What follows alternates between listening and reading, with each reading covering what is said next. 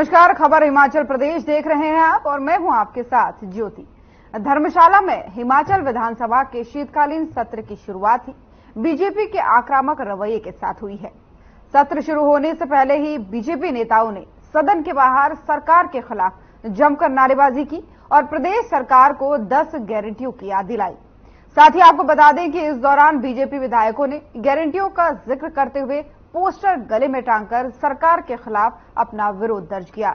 वहीं नेता प्रतिपक्ष जयराम ठाकुर ने कहा कि यह प्रदर्शन प्रदेश की कांग्रेस सरकार को याद दिलाने के लिए है कि उन्होंने जनता से वादे किए थे और सत्ता में आए, लेकिन 1 साल का समय हो गया है, अभी तक प्रदेश सरकार ने अपनी गारंटियां पूरी नहीं की। वहीं उन्होंने छत्तीसगढ़ और राजस्थान में कांग्रेस की हार के बहाने प्रदेश कांग्रेस पर निशाना साधते हुए कहा कि देश ने देख लिया है कि कांग्रेस की गारंटियों का क्या हश्र होता है। उन्होंने कहा कि देश में केवल एक ही गारंटी मान्य है, गारंटियों को पूरा करने की गारंटी, और वो है नरेंद्र मोदी की गारंटी। हिमाचल प्रदेश में कांग्रेस ने सत्ता में आने से पहले 10 गारंटियां जारी की थी और चीख करके कांग्रेस के प्रदेश के और केंद्र के नेता इनके बोल रहे थे कि कैबिनेट की पहली बैठक में जो हमने गारंटियां दी कि उनको पूरा करेंगे। और 1 साल बीतने के बाद एक भी गारंटी जब पूरी नहीं हुई तो हम आज पूछ रहे हैं उनसे कि क्या हुआ उन गारंटियों का जो कहा था आपने कि कैबिनेट की पहली बैठक में उन गारंटियों को पूरा करेंगे। और उस दृष्टि से आज विधानसभा का ये शीतकालीन सत्र का पहला दिन है और हम यहीं से शुरुआत कर रहे हैं। जो वादा किया था, जो गारंटी दी थी, उन गारंटियों का क्या हुआ उस गारंटी का जो 1500 महिलाओं को देने की बात कही थी आपने जनवरी महीने से, एक भी महिला को अभी तक नहीं मिला।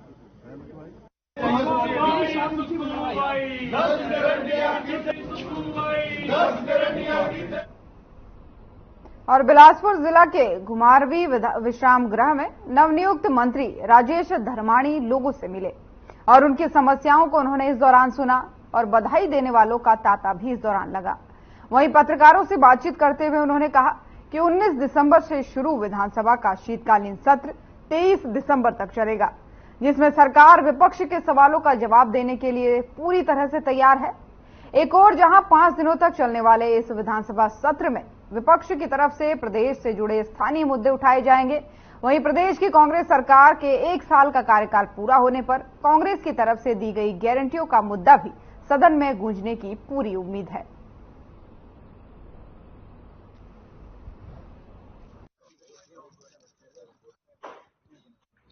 प्राथमिकता तो विधायक के तौर पे तो मैंने प्रश्न भेजे थे और कुछ डिस्कशन के लिए रेजोल्यूशन भी भेजे थे, लेकिन अब जैसे ही मंत्रिमंडल में शामिल हो गए हैं तो जो विधायक के तौर पे एजेंडा हमने भेजा था वो डिस्कस नहीं होगा उसमें।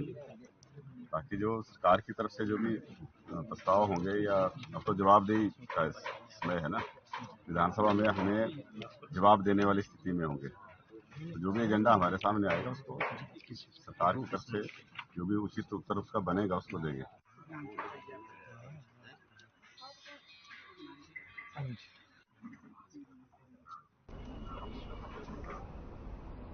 और अब खबर शिमला से है, जहां प्रदेश प्रवक्ता और विश्वकर्मा योजना के प्रदेश संयोजक महेंद्र धर्माणी ने मीडिया से बातचीत करते हुए कहा कि पीएम विश्वकर्मा योजना से पारंपरिक और ग्रामीण कारीगरों के हुनर को नई उड़ान मिलेगी और कारीगरों को अपने हुनर और प्रतिभा को विश्व मंच पर दिखाने के अवसर भी मिलेंगे। आगे उन्होंने बताया कि पीएम विश्वकर्मा योजना की 1 दिवसीय कार्यशाला 21 दिसंबर को चिंतपूर्णी में आयोजित की जाएगी, जिसमें प्रदेश के 12 प्रशासनिक जिलों 68 विधानसभा क्षेत्रों से 300 प्रतिभागी भाग लेंगे। वहीं इस कार्यक्रम में प्रदेश अध्यक्ष, संगठन मंत्री के साथ साथ कई लोग और मौजूद रहेंगे।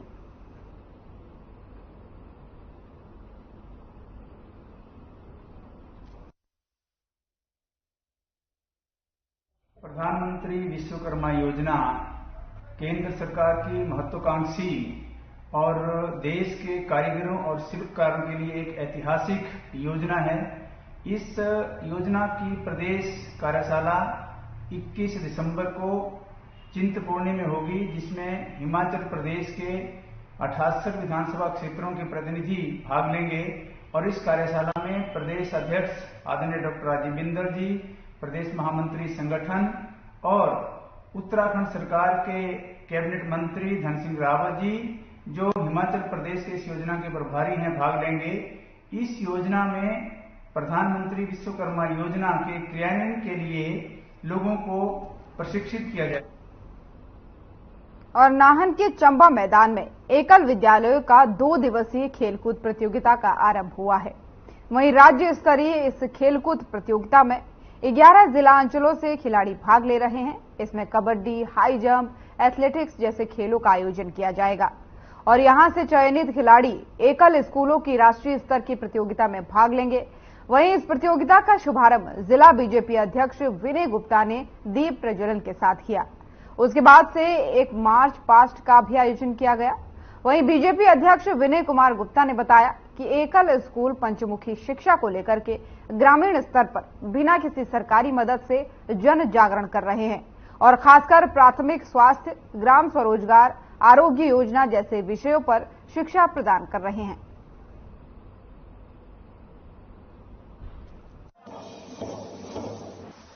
अभियान की अभ्युदय खेल कूद प्रतियोगिता संभाग दक्षिण हिमाचल जो राज्य स्तरीय एकल अभियान है, 11 अंचलों के बच्चे नाहन में आए हैं, खेल कूद प्रतियोगिता में भाग ले रहे हैं।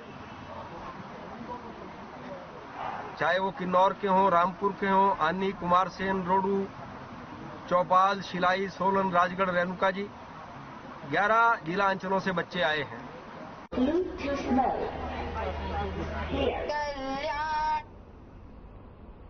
और वहीं सोलन में बीते करीब 10 दिनों से प्रशासन अतिक्रमण के खिलाफ अपनी कार्रवाई में लगा हुआ है। आपको बता दें कि अतिक्रमण को हटाने के लिए जेसीबी का प्रयोग किया जा रहा है, उसका सहारा लिया जा रहा है। वहीं दूसरी ओर व्यापारी इस कार्रवाई से नाखुश हैं, जिसके विरोध में आज सोलन बाजार बंद रहा। साथ ही व्यापारियों ने शहर में रैली निकालकर प्रशासन के खिलाफ जमकर नारेबाजी की।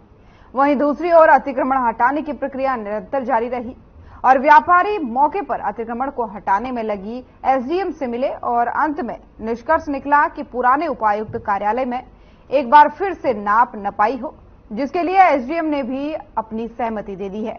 वहीं हमारे संवाददाता से बात करते हुए व्यापार मंडल के अध्यक्ष कुशल जेठी ने बताया कि वे अतिक्रमण के विरोध में है और प्रशासन नाजायज तरीके से जेसीबी चलाकर दुकानों, मकानों को नुकसान पहुंचा रहा है।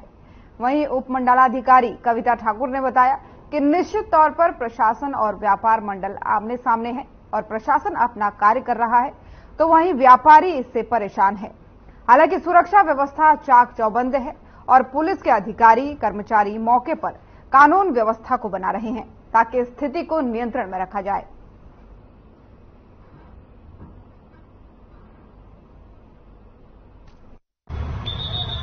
प्रशासन द्वारा जो पिछले 10 दिनों से जो पीला पंजा और जेसीबी मशीन लेकर बाजार में दम दनाते हुए एक खुले सांड की तरह जो प्रशासन जेसीबी लेकर घूम रहा है, उसके विरोध में आज ये बंद प्रदर्शन है।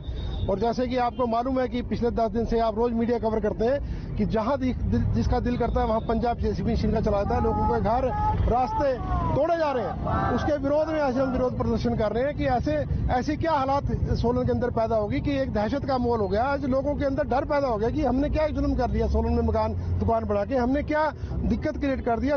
ये ZH चौक तक, फिर उसके बाद by metes and bounds measure करते हुए, जैसे कि व्यापार मंडल के मेंबर्स ने बोला हमें कि हम अच्छी तरह से आइडेंटिफाई करें हर पॉइंट, तो ZH चौक, फिर ZH चौक से बैकवर्ड्स डीसी ऑफिस। मतलब इन्होंने नहीं, ये ज्यादा क्लैरिटी चाहते हैं तो फिर हम कर देंगे वो चीजें क्लियर। नोटिस का ऐसा है कि हम लोग कोई 10 दिन हो गए इस ड्राइव को चलते हुए, तो जब हम खुद ही कर रहे हैं इस ड्राइव को इनिशिएट। और लाहौल स्पीति के मुख्यालय केलांग में अब जल्द ही जुडिशियल कॉम्प्लेक्स बनेगा। इसके लिए 4 बीघा भूमि का चयन भी कर लिया गया है और इसे FRA की मंजूरी के लिए भेज दिया गया है। वहीं ढालपुर में पत्रकार वार्ता को संबोधित करते हुए विधायक रवि ठाकुर ने बताया कि उस कॉम्प्लेक्स में चैम्बर भी बनाए जाएंगे और वहां पर वकीलों को बैठने के लिए स्थान भी दिए जाएंगे। और इसके अलावा पूरी लाहौल स्पीति घाटी में 4G इंटरनेट की सेवाएं भी जल्द शुरू होने जा रही है ताकि संचार की व्यवस्था लोगों को बेहतर तरीके से मिल सके। वहीं विधायक रवि ठाकुर का इस मामले में कहना है कि 3 दिनों तक उन्होंने लाहौल घाटी का दौरा किया और पाया कि तापमान में भी लाहौल घाटी में विकास कार्य तेजी से चल रहे हैं। इसके अलावा आगामी साल में विकास कार्यों के लिए कई विभागों के अधिकारियों के साथ भी बैठक की गई।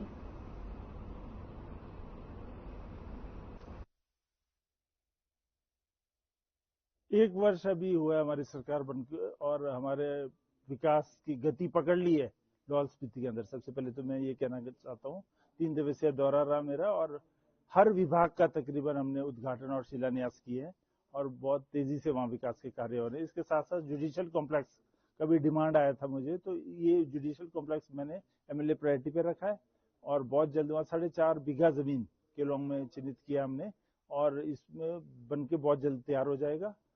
देखिए, एक तो हमारी आवाजाही बहुत बढ़ गई है लाहौल स्पीति में और लोगों को दूर दराज क्षेत्र से आना पड़ता था कुल्लू अपने अदालत में और निष्पक्ष तरीके से अपना जांच कराना हो या फैसले लेने हो, तो अब वहीं पे होने के कारण जो है इस सब से बचेंगे और जो लोग नहीं आ पाते थे उनको भी फैसले सही मिलेंगे, उनको अपना हक मिलेगा।